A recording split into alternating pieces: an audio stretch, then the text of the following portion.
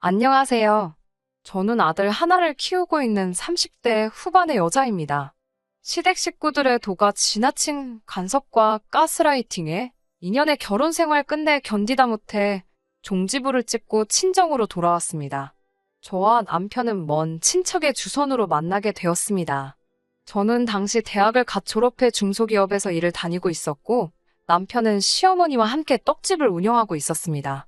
저보다 9살 많은 남편은 외모도 준수하고 성격도 서글서글해서 저로서는 왜 아직까지 혼자인지 이해가 안 될 정도였습니다. 저희 친정부모님은 아직 어린 제가 나이 차이 많이 나는 남편한테 시집 가는 걸 못마땅해 하셨지만 사실 당시에 저희 집이 경제적으로 많이 힘들었던 시기였어요.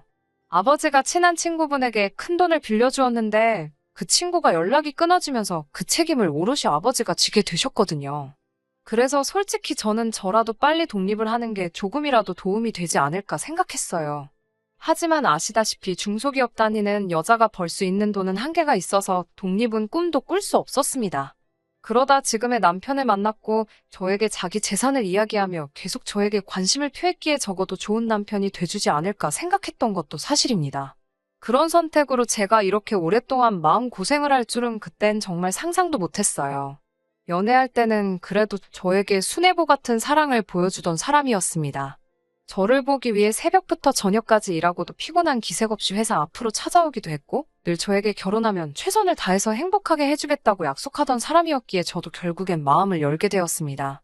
하지만 결혼식을 올리기가 무섭게 상황이 달라졌습니다.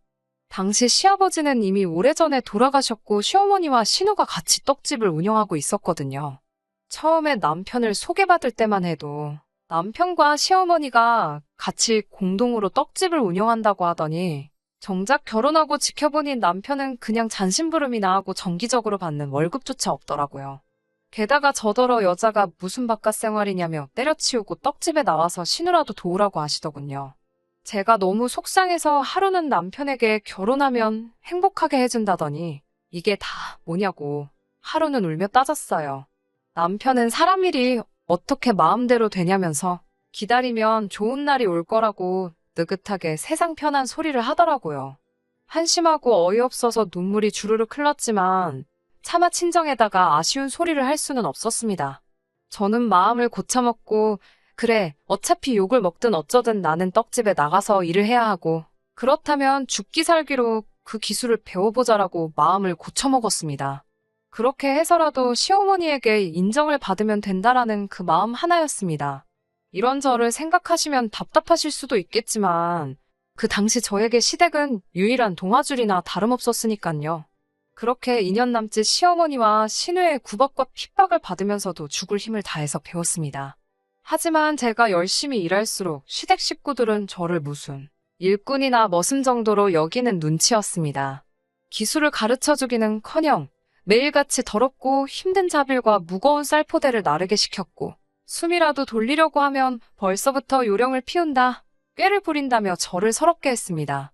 심지어 남편이 피곤하다는 말이라도 하면 남편은 집에서 쉬라 하고 저만 불러내서 일을 하게 하신 적도 있어요. 하지만 그것보다 저를 더 서럽게 했던 건 떡집을 찾는 단골 손님들에게조차 제가 며느리라는 사실을 밝히지 않으시더라고요.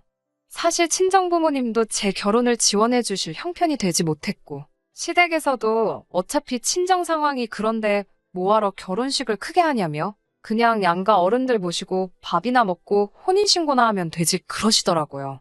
당연히 저도 여자니까 결혼식에 대한 환상과 기대가 있었지만 남편도 그 순간만큼은 시어머니 의견이 옳은 것 같다며 시어머니 말대로 하자고 하더라고요. 그래서 많은 분들이 제가 떡집의 아르바이트생이라고 생각하는 눈치였습니다. 가끔 이 처자는 누구냐고 물으면 시어머니는 뭐 그냥 도와주러 나온 이라면 말끝을 흐렸거든요. 그런 시어머니의 태도에 결국 힘이 들었던 저는 더는 이렇게 살 수 없다. 이혼을 해야겠다는 결심을 하게 되었습니다. 남편에게도 도대체 내가 지금 당신한테 시집와서 이게 무슨 꼴이냐며 신세한탄을 늘어놓았습니다. 평소라면 그냥 요령껏 하라며 대충 넘어가려던 남편이었는데 그날따라 제 이야기를 잘 들어주고 자기가 미안하다고 하더라고요. 그리고 부부싸움은 칼로 물베기라 했던가요. 그렇게 남편이랑 술 한두 잔 기울이다가 그만 덜컥 지금의 아들을 갖게 되었습니다. 이혼을 하려는 타이밍에 아이가 들어서니 기쁘기도 하고 두렵기도 하고 마음이 복잡했습니다. 하지만 이유가 어찌됐건 찾아온 생명을 포기할 수는 없었습니다. 그리고 솔직히 아이를 낳으면 시댁에서도 저를 좀 달리 봐주지 않을까 하는 작은 희망도 생겼고요. 남편도 제 임신 소식에 매우 기뻐했고 그런 남편의 모습에 어떠한 변화가 있을지도 모른다는 기대도 생겼습니다. 하지만 시댁의 반응은 뜨뜻미지근했습니다. 특히 신우는 노골적으로 애가 아직 태어난 것도 아닌데 뭘 그렇게 다들 난리냐는 식으로 나오더라고요. 당시 시어머니는 신우에게 금전적으로나 사업적으로 많은 도움을 받고 있었거든요. 그래서 신우가 저에게 적대적으로 행동할수록 시어머니도 한술 더 떠서 저를 미워하시는 게 느껴졌어요. 그렇기에 저는 오기로라도 어떻게든 이 아이를 건강하게 출산해야겠다 생각했고 떡집을 관두고 태교에만 힘썼습니다. 신우는 자기는 애 등에 업고도 집안일이며 떡집일이며 다 했다며 저한테 유난이라고 눈치를 줬지만 이때만큼은 남편이 자기가 제목까지 할 테니 뭐라고 하지 말라며 신우를 막아주더라고요. 그렇게 저는 건강한 아들을 출산할 수 있었습니다. 시어머니는 손자라면서 저에게 처음으로 장하다, 고생했다 말씀해 주셨습니다. 그동안의 서름을 비롯한 여러 감정이 뒤섞여져 눈물, 콧물로 흘러내렸어요. 하지만 신우는 여전히 뭐가 못마땅한지 축하한다는 소리도 안 하더라고요. 그리고 얼마 뒤 저는 남편에게 이제 애도 생겼으니까 시어머니한테 자기랑 나 일한 거는 정확히 계산해서 월급으로 달라고 하면 안 되냐고 물어봤습니다. 그 전에는 저희가 돈이 필요하면 얼마가 필요하다 하고 시어머니한테 타쓰는 시기였거든요. 하지만 이제 아기도 생겼으니 제대로 독립을 해야 하지 않겠냐는 거였어요. 남편도 제 말이 맞다면서 시어머니한테 그렇게 물어봤고 시어머니도 그렇게 해주시겠다 하셨습니다. 결혼 생활 2년 만에 모든 것이 제자리를 찾아가고 있다고 생각했고 다행이다 싶었습니다. 그렇게 시어머니에게 둘이 합쳐 500만 원씩 3개월 간월급을 받았을 무렵이었습니다. 하루는 신우가 아침부터 전화를 해서 당장 떡집으로 나오라고 하더라고요. 그날은 제가 쉬는 날이었거든요. 그래서 제가 무슨 일이냐 하니까 따지지 말고 당장 나오래요. 허겁지겁 서둘러서 나가니 떡집 장부를 놓고서는 이게 무슨 돈이냐고 물어요. 보니까 시어머니가 저희 월급 주신 걸 월급이라고 적어놓지 않으시고 그냥 아들 며느리 생활비라고 적어두신 거예요. 신우 입장에서는 저희가 3개월 동안 1,500만 원이라는 생활비를 타간 거에 대해서 화가 났었나 봅니다. 그래서 제가 저도 어머님이 왜 생활비라고 적어두신 건지는 모르겠지만 이건 저희 월급 주신 거라고 말했습니다. 그러자 신우는 뭐 월급? 아니 무슨 월급? 가족끼리 월급을 왜 받아? 서로 돕고 살자고 이렇게 하는 건데 그렇게 계산적으로 한다고? 라며 저를 도끼 눈을 뜨고 노려보더라고요. 그러더니 저한테 너 솔직히 말해봐. 너 이 떡집 폴랑 삼키려고 내 동생하고 결혼했지? 그러는 거예요. 그래서 제가 그게 무슨 소리냐고 하니까 못 알아듣는 척 하지 마. 너 이 떡집이 욕심나서 우리 집에 시집 온 거잖아. 그러면서 애는 왜 낳았어? 왜 내 동생이 미덥지가 않으니까 손자 앞장 세워서 이거 뺏어가려고. 그러는 거예요. 저는 한 번도 생각해보지 않은 일인데 자기 혼자 소설을 쓰더라고요.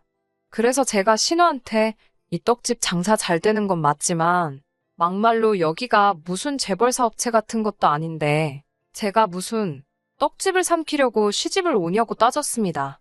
그리고 저 남편 소개받을 때만 해도 남편이 동업자인 줄 알았지만 이렇게 시어머니랑 신우 뒤치다꺼리에 막일이나 하는 머슴신세인 줄 알고 나서도 묵묵히 버텼다. 그것만 봐도 제가 남편 조건 보고 결혼한 게 아니란 걸 모르시겠냐고 싸붙였습니다. 그러자 신우가 원래 가진 거 없는 애들이 무서운 것도 없지 않냐면서 자기가 보기엔 제가 딱 그 짝이라며 그러니까 어디 감히 시어머니한테 돈 달라 소리 할 생각을 하냐 그러더군요. 신우의 말도 안 되는 억지를 듣고 있으니 분하고 화가 나고 막말로 차라리 동네 아줌마면 뺨이라도 한 대 치고 싶은데 차마 남편 누나라서 손도 못 대겠고 열받아 죽겠더라고요. 결국 저는 바로 남편에게 전화를 걸어서 당신이 누나한테 상황 설명 좀 똑바로 하라고 했습니다. 그러자 남편은 그렇다고 누나랑 싸우고 있으면 어떡하냐면서 일단 누나한테 미안하다 그러고 얼른 집에 오라더군요. 그래서 제가 남편한테 내가 뭐가 미안한데 사과를 하냐고 나는 못한다고 소리를 지르고 전화를 끊었습니다. 남편이 남의 편이라더니 아니, 왜 저한테 사과를 하라고 하는 건지 이해가 안 되더라고요. 결국 팔은 안으로 굽는 게 맞구나 싶으면서 이 지긋지긋한 집구석하고 1분도 더는 얽히기 싫었습니다. 그리고 신우한테 이깟 턱집 한 트럭을 줘도 안 가질 거니까 걱정 말고 대대손손 헤쳐먹으라고 소리를 질렀어요. 저도 그때는 눈에 뵈는 게 없어서 솔직히 말이 막 나오더라고요. 그리고 네 잘난 동생 그렇게 아까우면 옆구리에 끼고 평생 살라고 했어요. 떡집이고 네 동생이고 다 필요 없다고요. 그러자 신우가 어이가 없다며 저를 한 대 칠 기세로 쳐다보더라고요. 그래서 제가 만약에 내 털끝 하나라도 건들면 그때는 나도 이판사판이라고 같이 쳐다봤습니다. 그러자 제 기세에 자기도 좀 놀랬는지 슬슬 자리를 피하더라고요. 저는 그 길로 집에 와서 짐을 싸기 시작했습니다. 저도 결혼할 때 친정이 어려워서 많이 못 해온 건 사실이고 남편 덕을 보고 싶었던 마음이 아예 없었던 것도 아닙니다. 하지만 2년이 넘는 기간 동안 시댁에서 원하는 대로 직장도 때려치고 소위 가족 사업이라는 떡집 잘 되라고 저도 죽을 힘을 다해 새벽부터 밤까지 몸이 부서져라 일했고 떡두꺼비 같은 아들 손자까지 낳았는데 그래도 저를 이렇게 못된 여자로 매도시키니 더는 버틸 힘이 없었어요. 집에 돌아온 남편이 현관 앞채 짐을 보더니 이게 다 뭐냐고 묻더라고요. 다 필요 없고 나는 친정으로 갈 것이다 말하니 지금 뭐 하자는 건데? 라며 제 앞을 가로막더라고요. 비키라고 나 지금 친정으로 간다고 하니까 남편이 누나 때문에 이러는 거냐며. 그래도 그 코딱지만한 친정에 가는 거보다 치사하고 더러워도 여기가 낫지 않냐며. 그냥 누나한테 적고 들어가라는데 정말 이 인간이 내 생각을 해주는 게 맞는 건지 내 남편이 맞긴 한 건지 열이 받더라고요. 됐다고 그딴 소리 할 거면 당장 비키라니까 남편이 그새를 못 참고 시어머니랑 신우한테 전화를 걸더라고요. 그래, 어디 한번 다 와보라고 한판 붙어보잔 심정으로 있으니 얼마 지나지 않아서 신우랑 시어머니가 집으로 왔습니다. 신우는 문 앞에 제 짐들을 보더니 아주 가지가지한다며 빈정거리더군요. 시어머니는 네가 뭐 나가겠다는데 우리가 뭔 수로 너를 잡냐며 갈 땐 가더라도 손자는 두고 가라 하더군요. 그러자 신우가 손자를 뭐하러 놓고 가라 그러냐며 엄마더러 키우라 그러라고 저더러 데려가라고 했습니다. 전 사실 아들 뺏길까봐 너무 걱정했는데 신우가 그렇게 도와줄 거라곤 상상도 못했네요. 시어머니가 그게 무슨 소리냐고 우리 핏줄을 왜 집 나간다는 애한테 주냐니까 신우가 시어머니한테 눈을 흘기며 우리 애들은 손주들 아니야? 우리 애들로는 부족해. 그러더라고요. 그러자 시어머니가 움찔하더니 아니 당연히 네 애들도 너무 예쁘지.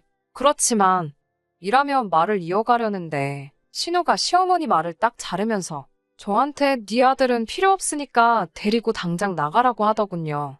그러면서 지금 나가면 2번 다시 들어올 생각도 하지 말라고 하더군요. 그리고 남편이란 작자는 신우 뒤에 서서는 저한테 입모양으로 빨리 잘못했다 그러라며 비는 신용을 하는데 제가 미쳤나요? 곱게 내보내주셔서 감사합니다 하고 얼른 나왔습니다. 짐 들고 애 품에 안고 거리로 나오니 갑갑하더라고요. 그래도 일단은 친정으로 향했습니다.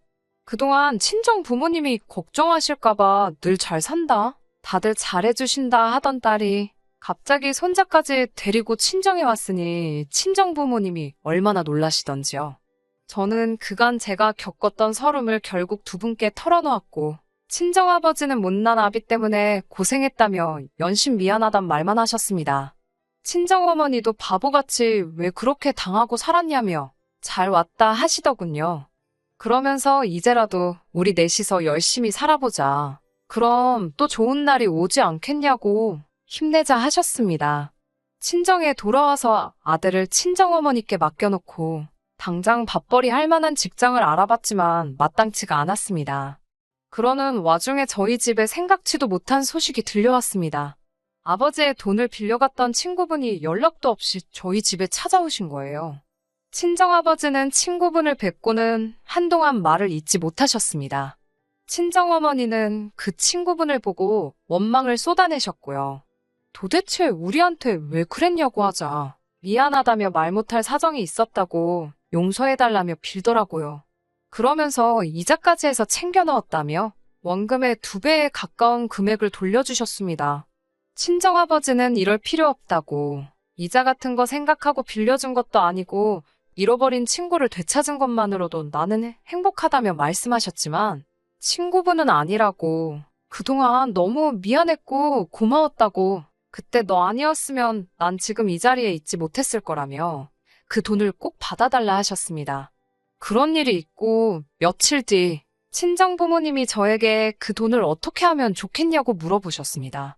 처음에는 당장 우리 가족이 사는 환경이 좋지 못하니 이사를 하는 게 어떨까 생각했지만 그래도 어깨너머라도 배워온 게 그거라고 순간 내가 떡집을 차려보면 어떨까? 라는 생각이 들더라고요.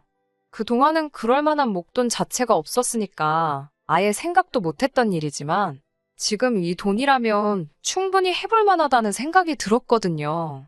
제가 떡집을 차리고 싶다 하니까 친정 부모님은 그 꼴을 당하고도 떡집이 생각이 나냐면서 징글징글하지도 않냐 물으셨어요.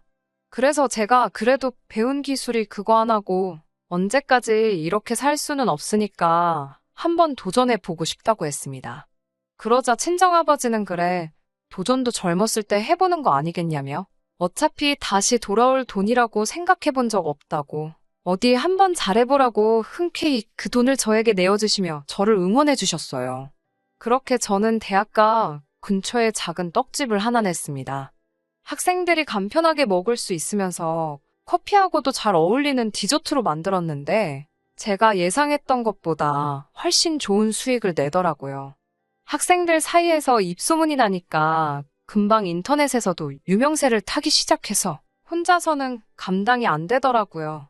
결국 식당에서 설거지하시던 친정어머니와 건물 관리인으로 일하시던 친정아버지까지 모두 같이 하게 되었습니다. 예전 시댁에서 가족 간 금전관계는 확실히 하는 게 좋다는 걸 뼈저리게 배웠기에 부모님께도 전에 버시던 것보다 훨씬 넉넉하게 급여를 챙겨드렸어요. 부모님은 자식한테 월급을 다 받아본다며 즐거워하셨고 전에 없이 저희 가족은 행복하게 지내게 되었습니다. 그리고 저희 떡집이 인기가 많아지면서 전 남편과 시어머니 귀에도 들어갔는지 제가 자기네 기술을 훔쳤다며 난리가 났더라고요. 기술에 대한 사용료를 내라던가? 비록 떡 만드는 기술은 배웠을지언정 제가 그 집 떡을 그대로 가져다 판 것도 아니고 정말 온몸을 갈아 넣어서 배운 기술인데 웃기더라고요. 전 남편은 이혼 서류 잉크도 다 말라버린 이제서야 왕처럼 받들어 모시던 신우며 시모 다 포기하고 저에게 올 테니 자기만이라도 다시 받아달라며 우리 아들도 보고 싶고 어쩌고 하는데 제가 됐다고 했습니다. 나중에 아들이 커서 자기 친아빠가 누구냐 보고 싶다 하면 그때 생각해보자고 했습니다. 시모와 신우 등살에 달달 볶이며 월급도 없이 머슴 생활 하는 게 저한테는 썩 좋은 생활이지 않냐 노래를 부르던 이 사람도 제가 제 스스로의 힘으로 돈을 이렇게나 잘 벌고 있으니 애아빠라는 이유 하나만으로 이제 시댁 등지고 다시 제게 빈대붙으려는 신부 아닌가요? 정말이지 뼛속까지 이렇게 노예근성이 있는 사람이라고는 생각도 못했습니다. 이제 저희 집에도 꽃길만 있을 것 같아요. 정말이지 고생 끝에 낙이 온다더니 행복합니다. 끝까지 들어주셔서 감사합니다. 오늘의 사연은 여기까지입니다.